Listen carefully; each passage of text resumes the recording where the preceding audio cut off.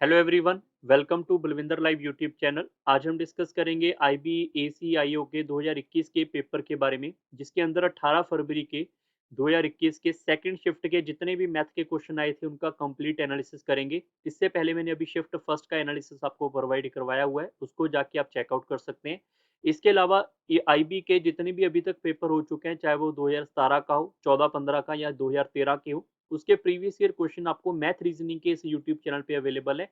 Link आपको इसका description box में अवेलेबल है। इसके अलावा अगर आप में से कोई भी स्टूडेंट चाहता है कि हम यहाँ पे मैथ सीखना चाहते हैं यहाँ पे properly basic to high level, तो आप सारे बच्चे आई रेकमेंड फिरदौसी बैच आप यूट्यूब पे सर्च कर सकते हैं।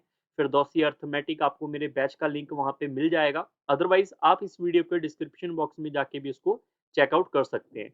उसमें आपको सारा का सारा अर्थमेटिक अवेलेबल है। अगर आप रीजनिंग सीखना चाहते हो तो एफ या फिर CAPF के जो कोर्स है वहां से जाके आप रीजनिंग भी कवर कर सकते हो। ठीक है, उनके अलावा भी आपको इस यूट्यूब चैनल के ऊपर previous year question from the different different exam मिल जाएंगे। हायर मैथ अगर सीखना है like mensuration 2D, mensuration 3D, उसके क्वेश्चन आंसर मिल जाएंगे। नंबर सिस्टम, ट्रिग्नोमेट्री, तो काफी चीजें अवेलेबल है। तो आपको क्या करना होगा, 4-5 मिनट निकाल कर खुद चेक करना होगा कि इस यूट्यूब चैनल के ऊपर आप कहाँ कहाँ से पढ़ सकते हो और कौन सा टॉपिक आप पहले कवर कर सकते हो। ठीक है, तो स्टार्ट करते हैं आज के सेशन का पहला question. Sita traveled 5 kilometers to her school every day by bicycle. She leave her house at 7 a.m. and reach 7:30 a.m. Find her speed. काफी आसान क्वेश्चन है, वीडियो पॉज करके आप ट्राई कर सकते हो। सिंपल है कि यहाँ से यहाँ जाते हुए उसको टोटल 30 मिनट लग रहे हैं। 30 मिनट का मतलब है हाफ आवर। आधे घंटे के अंदर अगर वो 5 किलोमीटर ट्रेवल कर रहे हैं तो 60 मिनट, जिसको 1 घंटा कहते हैं, तो 1 घंटे में डेफिनेटली 10 किलोमीटर ट्रेवल होगा। और 1 घंटे में अगर यहाँ पे ट्रेवल करने वाले डिस्टेंस को ही तो स्पीड बोलते हैं, तो मैं सीधा बोल सकता हूँ 10 किलोमीटर पर आवर। तो D is a right answer. Question number चलते हैं सेकंड के ऊपर। कोई भी क्वेश्चन आप ट्राई करना चाहते हो वीडियो पॉज करके आप कर सकते हो। जैसे कि ये क्वेश्चन है, आप एक बार इसको भी ट्राई कर सकते हो। सबसे पहले ये वाला नंबर लिखेंगे, मेरे पास आएगा 768। पॉइंट है 792, ये पॉइंट है यहाँ पे, और डिवाइड बाई किसके साथ है यहाँ पे, 0.00823 इज इक्वल टू वट ए। अगर मैं इसको पॉइंट को हटा दूं तो यही नंबर बन जाएगा, और इसको हटाने पे यहाँ पे 000 आएगी। और डिवाइड हमें उसी नंबर से करना है, ये बात ध्यान रखें। अगर इसमें पॉइंट वगैरह इधर उधर हो जाएगा तो आंसर भी आपका चेंज हो जाएगा। ठीक है, सो ये नंबर हमने फाइंड करना है। अब हमने फाइंड करना है कि इस नंबर को अगर मैं सिर्फ इससे डिवाइड करूंगा तो क्या आएगा। तो यहाँ पे ये 1000 ही प्रॉब्लम है, तो 1000 को अगर मैं इससे मल्टीप्लाई कर दूं तो इधर भी मल्टीप्लाई करना पड़ेगा, तो ये इससे कट जाएगा। तो ये वाला नंबर इससे डिवाइड करने पे कौन सा नंबर देकर जाएगा, 1000 इंटू ए। तो option number third is right. Question number third के ऊपर चलते हैं। The literal surface area is thrice as big as the base area of a solid cone. Solid cone की अगर बात करेंगे, कोन कुछ ऐसा दिखेगा। तो इसका अगर मैं आपसे पूछूं बेस एरिया क्या है, ठीक है, तो बेस एरिया क्या होता है मेरे पास, पाई आर स्क्वायर। ये आपको बेसिक पता होना चाहिए। सो बेस एरिया क्या होता है मेरे पास यहाँ पे, पाई इंटू आर का square. Clear. If the diameter of a solid cone is 1 metre, then what is the total surface area of a solid cone. तो टी ऐसे पूछा गया, तो ये बात ध्यान रखना होगा। Literal surface area, solid base area, तो इनका थोड़ा बेसिक आपको थोड़ा बहुत आइडिया होना चाहिए। ठीक है, मैं अगर आपको वैसे बोल दूं कि टोटल सरफेस एरिया क्या होगा, तो टोटल सरफेस एरिया होगा कुछ ऐसे। टोटल सरफेस एरिया में होता है, यहाँ पे पेंट कर दिया और बेस में भी पेंट कर दिया, मतलब lateral surface area plus base area को क्या बोल देते हैं हम यहाँ पे, total surface area. Clear. So now we have to remember कि लेटरल सरफेस एरिया क्या होगा, वो थ्राइस इससे बिग है। तो अगर मैं बेस एरिया पूछूंगा तो बेस एरिया क्या होता है, पाई इंटू आर का स्क्वायर। आर कितना है मेरे पास, रेडियस कितना है, जो हमारे पास ये 1 मीटर है वो डायमीटर है, तो रेडियस इसका हाफ हो जाएगा। तो मैं कह सकता हूँ पाई 1/2 का आर का स्क्वायर। ठीक है, या that is a base area. Base area को, एक तो मेरे पास ये बेस एरिया हो गया, और 3 गुना इसी बेस एरिया का, मतलब टोटल 4 बार हो गया ना, एक तो ये हो गया, 3 बार ये हो गया। तो इसको मैं डायरेक्ट अगर 4 से मल्टीप्लाई करूंगा तो टोटल सरफेस एरिया आएगा। So we have to remember कि हमारे पास पाई मल्टीप्लाई बाय 1/4 इंटू 4 करेंगे तो आंसर आएगा pi. That is the right answer, option number third. Question number 4 के ऊपर चलते हैं।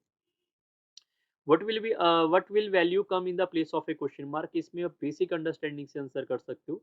जैसे इससे कट जाएगा, मेरे पास आएगा 20, और इसको मल्टीप्लाई करेंगे ये आएगा 52। फिर इसको आप यहाँ पे कट करेंगे, ये आएगा 20, और 20 इसमें से माइनस करेंगे तो ये आएगा x-13।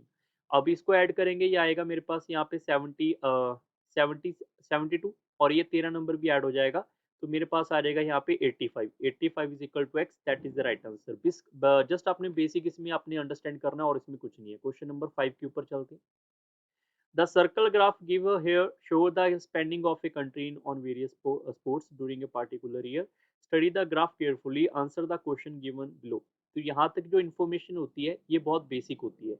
बेसिक में मतलब ये लिखा होता है कि यहाँ पे एक डाटा है, जैसे क्रिकेट, बेसबॉल, बास्केटबॉल है, तो आपको पता चल गया होगा यार स्पोर्ट्स का डाटा है, तो आप इसको बेसिक अंडरस्टैंडिंग से भी कर सकते हो। ठीक है, आगे आपको क्वेश्चन जो है वो पढ़ना पड़ेगा। टोटल अमाउंट जो स्पेंड हो रही है तो पूरे के पूरे एक साल में वो हो रही है 2 करोड़ रुपए। 10 amount spend on cricket and hockey के टुगेदर पूछा हुआ है। तो यहाँ पे क्रिकेट मेरे पास और ये हॉकी, तो दोनों का टुगेदर कितना हो जाएगा, 81 डिग्री और 63 degree. So we can say 4 and 1 4। Clear.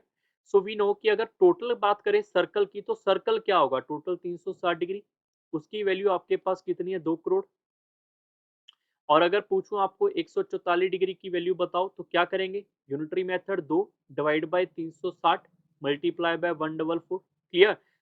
So now you have to cancel out all, तो ये आपस में कट जाएगा, ये आपस में कट जाएगा मेरे ख्याल से। यहाँ पे अगर मैं इसको 72 पे कट करूंगा, ये 5 आएगा और ये 2 आएगा। That is equal to 4/5 of crore. Crore के अंदर टोटल जीरो कितनी होती है, 1 2 3 4 5 6 7। ठीक है, अगर मैं इसको कट करूंगा तो पहले वाले से कट करूंगा, यहाँ पे 2, अभी भी कितनी जीरो बच जाएंगी, 6। और 2 × 4 करेंगे तो मेरे पास आ जाएगा 8। 8 के साथ यहाँ पे 6 जीरो होंगी, तो आंसर आपके पास यहाँ पे 6 जीरो वाला ये दिख रहा है, ये आपका सही उत्तर है। क्वेश्चन नंबर चलते हैं अभी नेक्स्ट 6 के ऊपर। What when 65% of a number is subtracted from itself, then the resultant becomes square root of 784. What is that number? तो यहाँ पे जो 65% ऑफ ए नंबर है, 65% of A number is subtracted from itself. अगर मैं उसको सब्ट्रैक्ट करूंगा, itself मतलब इसी एक्स से माइनस करेंगे, जो भी हमारे पास जो भी रिजल्टेंट आएगा वो इसका स्क्वायर रूट आएगा।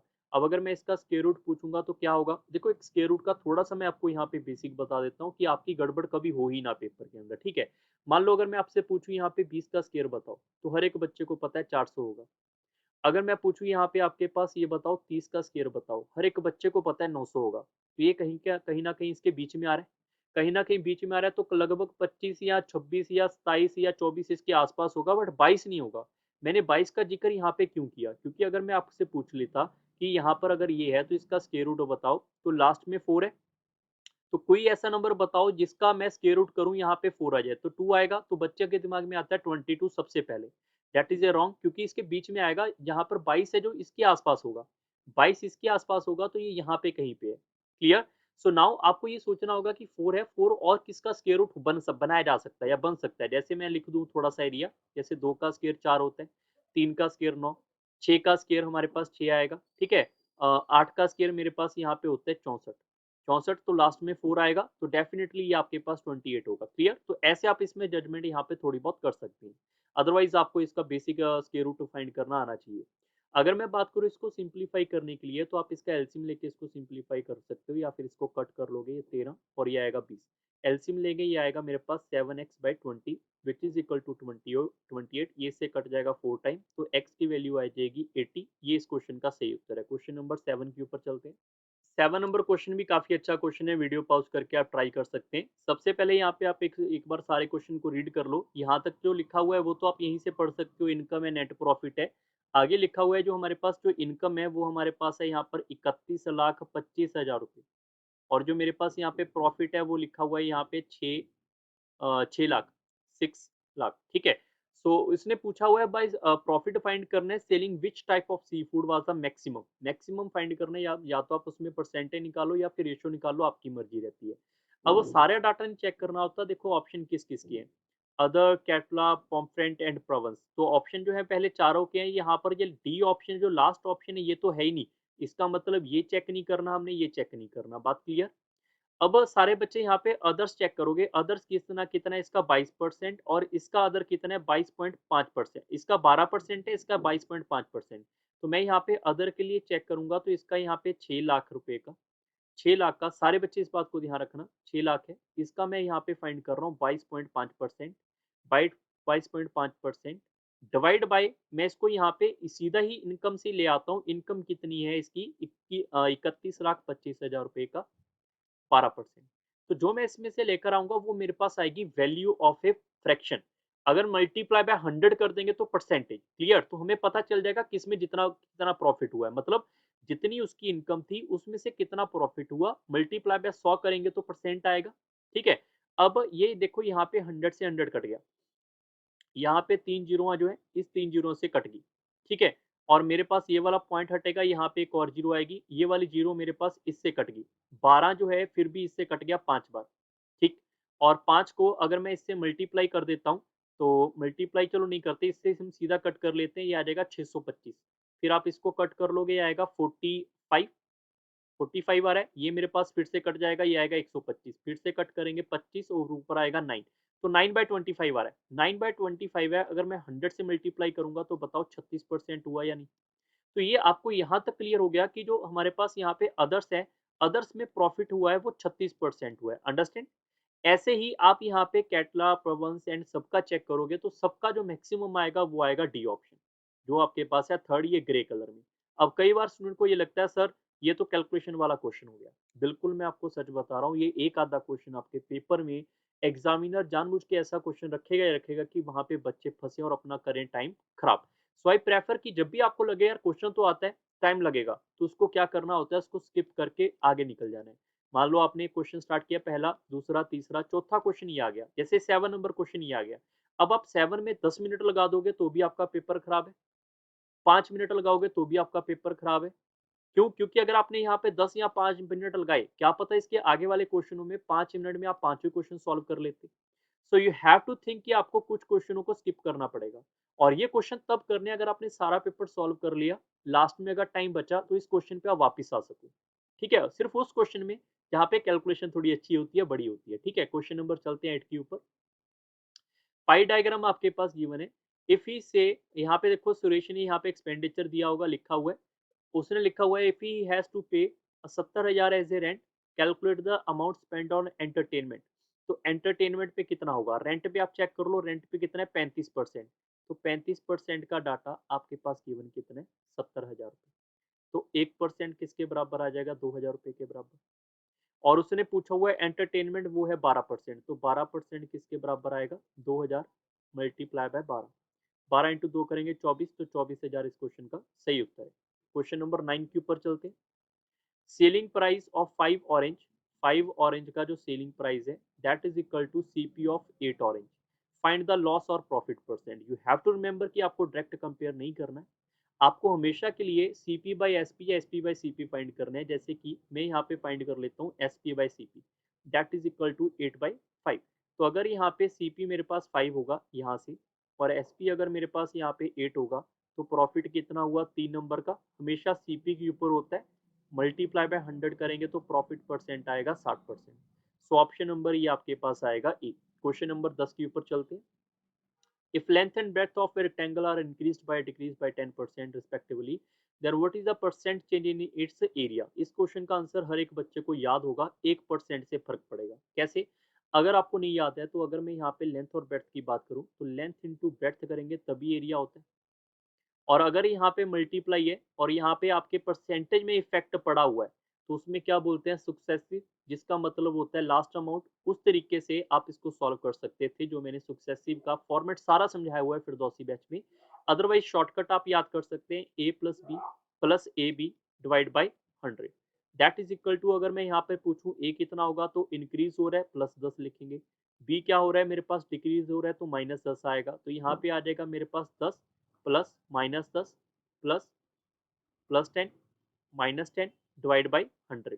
सो वी कैन सी ये तो कट गया, और यहाँ पे आएगा -1, ये आपस में कट जाएगा। माइनस इज रिप्रेजेंट यहाँ पे डिक्रीज हो रहा है कितना, 1%। ये आपके इस क्वेश्चन का सही उत्तर है। क्वेश्चन नंबर 11 के ऊपर चलते हैं। Find the area of a sphere whose radius is 7 centimetre, the value of pi is 22/7। You have to remember कि अगर स्फीयर है तो स्फीयर का सिंपल एरिया नहीं होगा, ये सरफेस एरिया होगा। ठीक है, सरफेस एरिया क्या होता है मेरे पास, 4 इंटू पाई इंटू आर का square. So we can say 7 into 7, ये इससे कट जाएगा। यहाँ पे आप मल्टीप्लाई करेंगे 88 multiply by 7, that is equal to 616। Option number B इसका सही आना चाहिए। ठीक है, क्वेश्चन नंबर चलते हैं अभी नेक्स्ट के ऊपर 12। Find the area of the trapezium whose parallel sides have the length of 12 and 18 centimeter respectively and the shortest distance between them is 20। आप सबको यही क्वेश्चन मैंने शिफ्ट फर्स्ट में बताया था। एरिया क्या होता है, half into sum of the parallel side. तो sum of the parallel side आएगा 12 + 8 20 मल्टीप्लाई बाई इट्स हाइट। तो हाइट जो आपके पास ये गिवन होती है वो, इसको आप जब इसको कैंसल आउट करेंगे 10, तो 20 इंटू 10 करेंगे 200, तो इसका आंसर जो आएगा यहाँ पे सॉरी यहाँ पे 8 नहीं है 18 है, यहाँ पे 8 नहीं होगा 18 होगा, तो ये हो जाएगा 30, 30 इंटू 10 करेंगे तो आंसर कितना आएगा इसका 300। सो ऑप्शन नंबर इसका बिल्कुल सही होगा थर्ड। क्वेश्चन नंबर 13 के ऊपर चलते हैं। Two students appear at an examination. One of them scored 15 marks more than the other, and his marks were 55% of the sum of their marks. We have to remember कि अगर A मेरे पास यहाँ पे 55% होगा, तो ये 55% है इन दोनों के सम से, तो सम कितना होगा 100%, तो इसका मतलब जो B रहा होगा वो 45% रहा होगा। तो A इससे परसेंटेज में कितना ज़्यादा है यहाँ पे 10%, जो कि आपके पास गिवन कितना है 15 नंबर। तो अगर यहाँ पे 55% की वैल्यू निकालनी होगी तो आप डायरेक्ट यहाँ पे यूनिटरी मेथड लगाओगे, ये आएगा 15 divide by 10 multiply by 55। Clear. So इसको आप सिंप्लीफाई करेंगे, यहाँ पे आपके पास आएगा 3/2 that is equal to 165/2 which is equal to 82.5। So जो ए है वो मेरे पास आएगा यहाँ पर 82.5। तो बी कितना होगा, बी इसमें से 15 नंबर कम होगा, क्योंकि ये 15 नंबर ज्यादा था, तो ये वैल्यू आएगी मेरे पास 67.5। तो ऑप्शन नंबर थर्ड इसका सही है। क्वेश्चन नंबर 14 के ऊपर चलते हैं। If 20 men working 5 hours a day complete a work in 4 days, then in how many days will 10 men working 10 hours a day finish the same work? Assume that all the men work at the same efficiency. Topic का नाम है chain rule. आप YouTube पे search करेंगे chain rule Firdausi batch, आपको इसका सारा detail मिल जाएगा ऐसे वाले टॉपिक का। ठीक है, सिंपल क्वेश्चन होता है। सबसे पहले number of person multiply by time multiply by the time. यहाँ पर देखो ये आर है और ये डेज है, तो इन सबको हम बोलेंगे टाइम। ठीक है, number of person multiply by time divide by the work is equal to number of person multiply by the time, कितने टाइम में और कितने डेज में वो हमें नहीं पता। ठीक है, डिवाइड बाय द वर्क। अब लिखा हुआ है यहाँ पे सेम वर्क है, तो ये वर्क से वर्क कट जाएगा। अगर ट्वाइस होता थ्राइस होता तो हमें यहाँ पे लिखना पड़ता।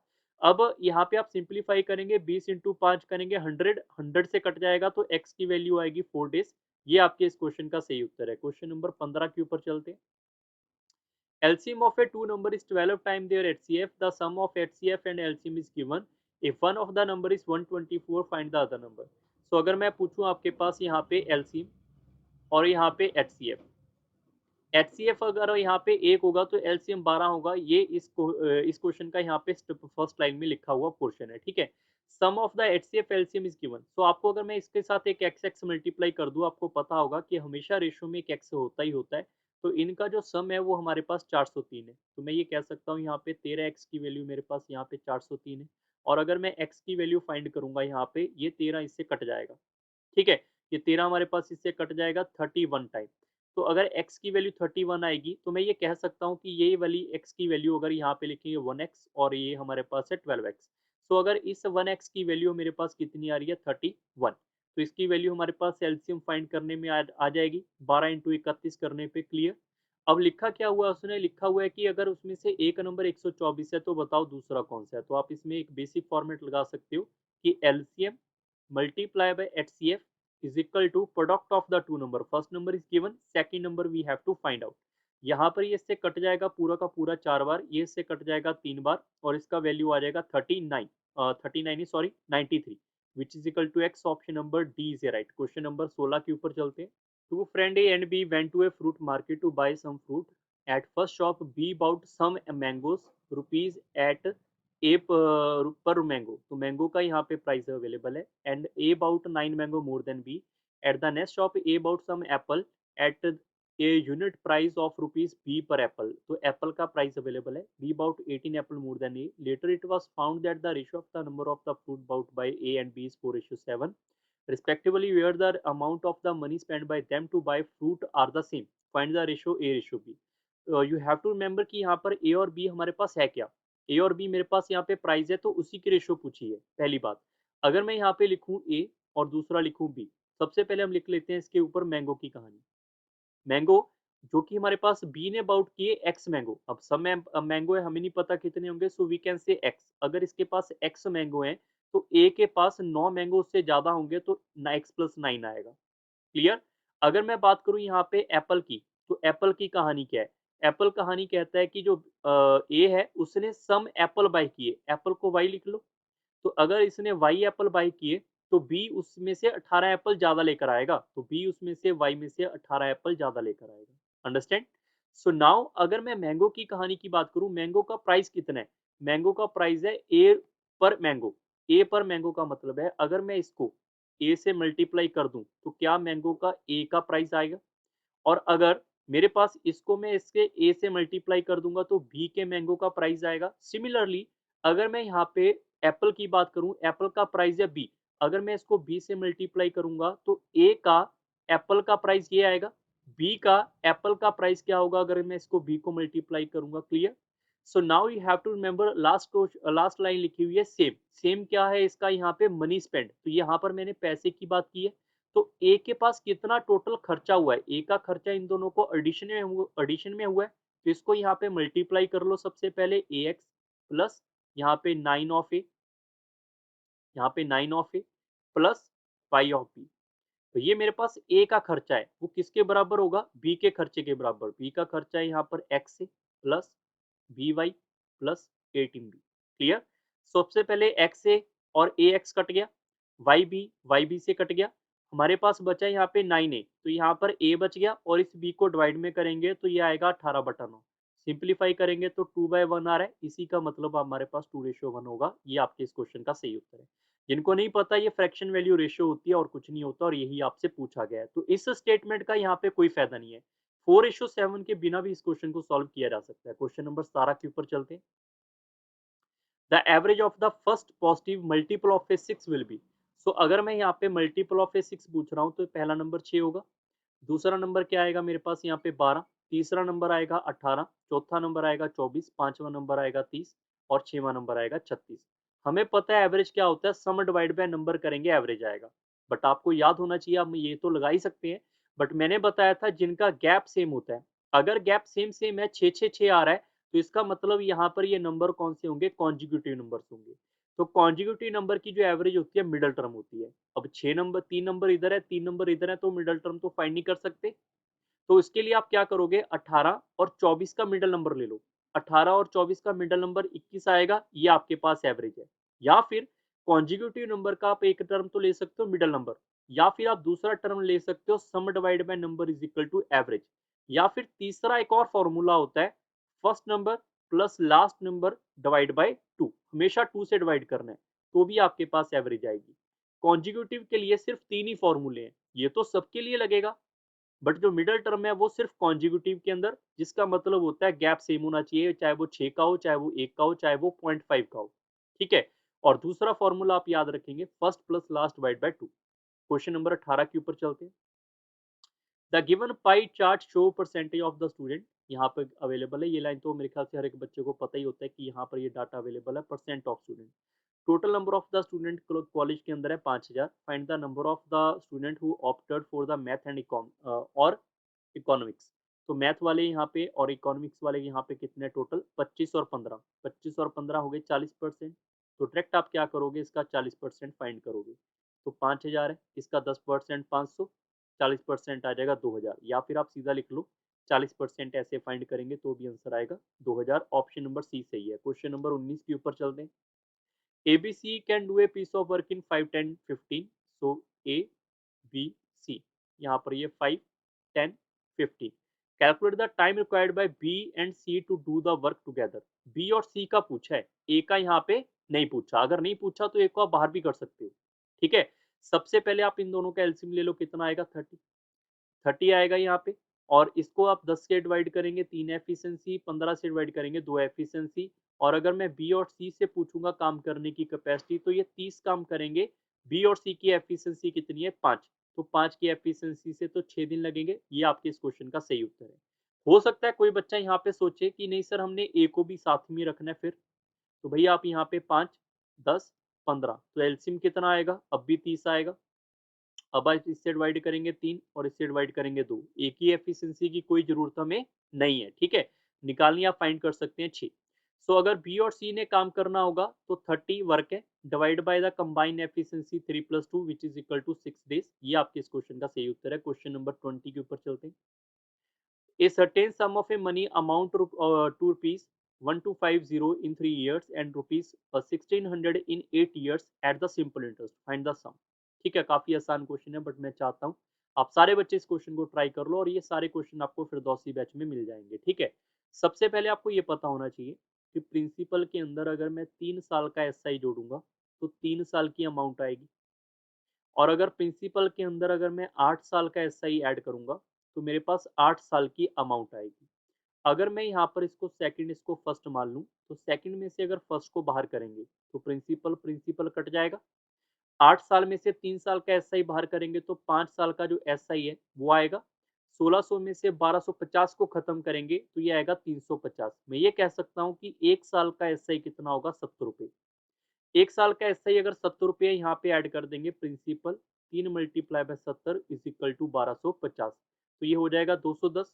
तो प्रिंसिपल क्या आएगा 210 इसमें से माइनस करेंगे ये आएगा 1040 जो आपसे पूछा गया है। ये इस क्वेश्चन का सही उत्तर है। हो सकता है किसी बच्चे को लगे नहीं सर हम इसको डायरेक्ट भी तो कर ही सकते हैं। डिफरेंस कितना आ रहा है 3500 आ रहा है 350 आ रहा है। 5 साल का गैप है तो 1 साल का 70, 3 साल का आएगा 210, 210 माइनस करेंगे 1070। आप ऐसे भी कर सकते हो बट जो बच्चों को बेसिक का करना है तो बेसिक के लिए मैं एक-एक पॉइंट यहाँ पे बताता जाऊँगा, ठीक है?